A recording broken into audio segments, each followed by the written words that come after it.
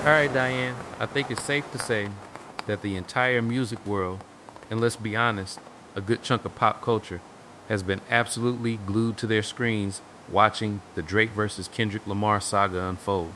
It was wild. But beyond the disses and the memes, there's a serious business aspect to all of it, wouldn't you say? Absolutely, Sean. Wild is an understatement. I mean, we're talking about a cultural moment that transcended hip-hop. Everyone had an opinion. Everyone was dissecting every single lyric, every single beat. And you know, as chaotic as it felt, there were clearly some very intentional business moves being made, whether directly or indirectly. Exactly. Because for all the talk about genuine animosity, which I'm sure was there, the numbers don't lie. The streaming figures, the social media engagement, the conversations, they all went through the roof. It's almost like a masterclass in organic marketing, but with incredibly high stakes. Organic, maybe, but also highly orchestrated in some ways. Think about the timing of the drops, the sheer audacity of some of the claims. It kept everyone guessing, kept the conversation alive. And that, in the attention economy we live in, is pure gold. Pure gold, potentially, but also a minefield, especially when you start looking at the legal side of things. I was reading a fascinating breakdown recently about how these diss tracks, particularly when they involve sampling or interpolating other artists' work, can open up a whole Pandora's box of copyright issues. It's not just about who had the better bars anymore. Oh, that's such a critical point. Because while we're all caught up in the drama, lawyers are probably salivating. I mean, you've got to wonder how many clearance checks were done, or frankly, how many corners were cut in the heat of battle. Imagine a track, a massive hit because of the beef, suddenly getting hit with a huge infringement lawsuit. Precisely. The Billboard Pro article I was looking at talked about how, even in a diss track, if you're using unlicensed elements, a beat, a vocal sample, or even a very close interpolation, you're still liable. They specifically referenced Kendrick's Not Like Us, which I think we can all agree was a massive, massive track. Not Like Us was a cultural reset. But wait, so you're saying even something that feels so raw and immediate, born out of this intense rivalry, isn't exempt from the usual music business rules? Not at all. The article emphasized that a diss track is still a commercial song. It's distributed, it's streamed, it earns royalties. And if it's generating revenue, the usual rules of copyright apply. If you sample something without permission, the original rights holder can absolutely come after you for a slice of that pie, or even pull the track. That's wild to think about. So while Kendrick is out there dropping bombs, someone in his team, or Drake's team for that matter, has to be thinking, okay, did we clear this sample? Are we about to get sued? It adds another layer of tension to the whole thing. Exactly. And it's not just about direct samples. What about implied infringement, or using someone's likeness in a derogatory way? The line between fair use for parody and outright defamation can get incredibly blurry, especially in such a high-intensity public feud. Imagine a visual that goes with the track, or even just the lyrics themselves implying something libelous. That's a whole other can of worms, because artists are often very deliberate with their imagery and their words. If you're dropping a track with a very specific, thinly veiled accusation, it moves beyond just lyrical sparring into potential legal territory. And that's where the business behind the beef gets really real, really fast. It can, and we've seen this in different forms before. Think back to the early days of hip-hop, where sampling was a bit of a wild west. Over time, the industry tightened up. Now, for major artists, clearance is a multi-step, often costly process. To bypass that in a rush to drop a diss track is a huge risk.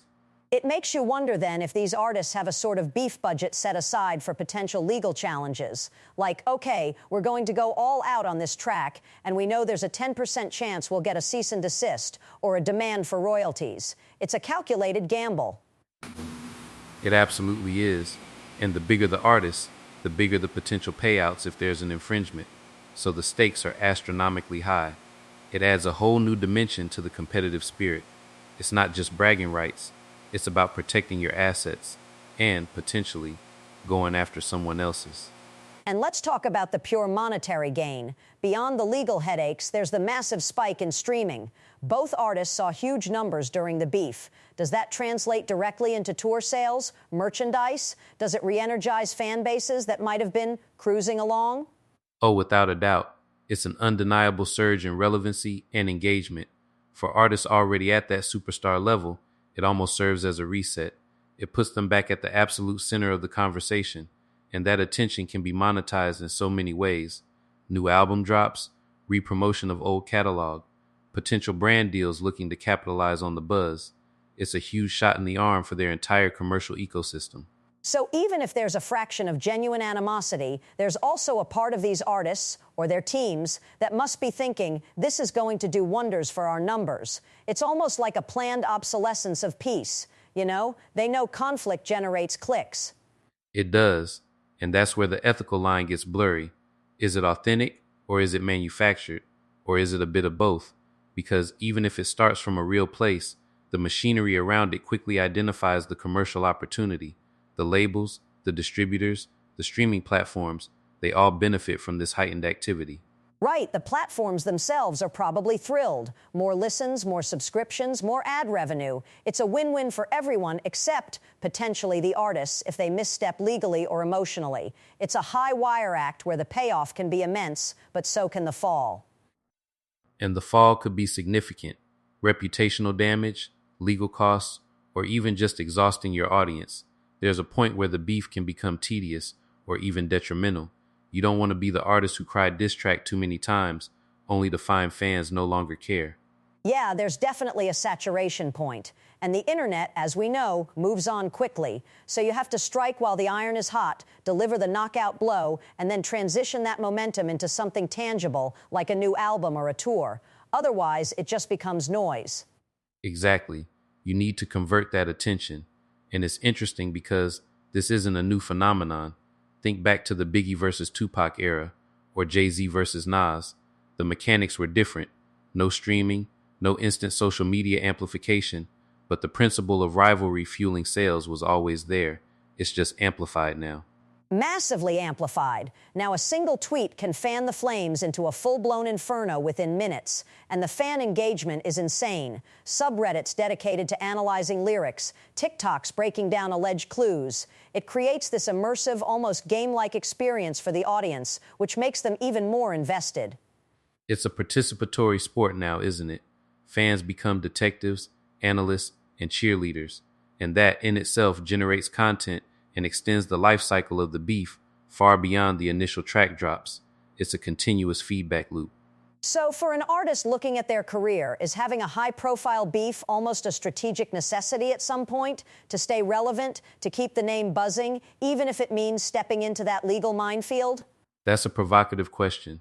I wouldn't go as far as necessity, but it certainly seems to be a highly effective, albeit risky strategy for maintaining cultural dominance. For some artists, it's baked into their persona. For others, it might be a response to perceived slights, but the outcome, in terms of business, often trends positive in the short term, assuming they navigate the legalities. I think it says a lot about the entertainment industry that conflict, especially public dramatic conflict, is such a reliable driver of engagement and ultimately revenue. It's almost a testament to human nature, right? We're drawn to drama. Absolutely. It taps into primal instincts. Competition, rivalry, the underdog story, the clash of titans. It's compelling narrative, and artists are, at their core, storytellers. When they make themselves part of a compelling, real-time narrative, the audience eats it up. And the genius, if you want to call it that, is how they manage to make it feel so immediate and unscripted, even when there are clearly layers of strategy beneath it. It keeps us guessing, keeps us coming back for more. Well, that's the magic trick, isn't it? To make something highly calculated feel completely spontaneous. And when it comes to rap beefs, especially ones of this magnitude, the financial and legal implications are just as fascinating as the lyrical dexterity. It truly is the business behind the beef. It really is. From the streaming spikes to the potential lawsuits over uncleared samples, this latest round of beef has really shone a light on just how intertwined art, commerce, and legal battles are in the modern music industry. It's never just about the music anymore, is it, Sean? Never. It's a complex ecosystem. So for anyone out there thinking of dropping a diss track, maybe have your legal team on speed dial and make sure your samples are cleared. Great talking about this, Diane. Always a pleasure, Sean. It's a reminder that even in the most heated rivalries, the business of music never sleeps. Until next time, keep those headphones on.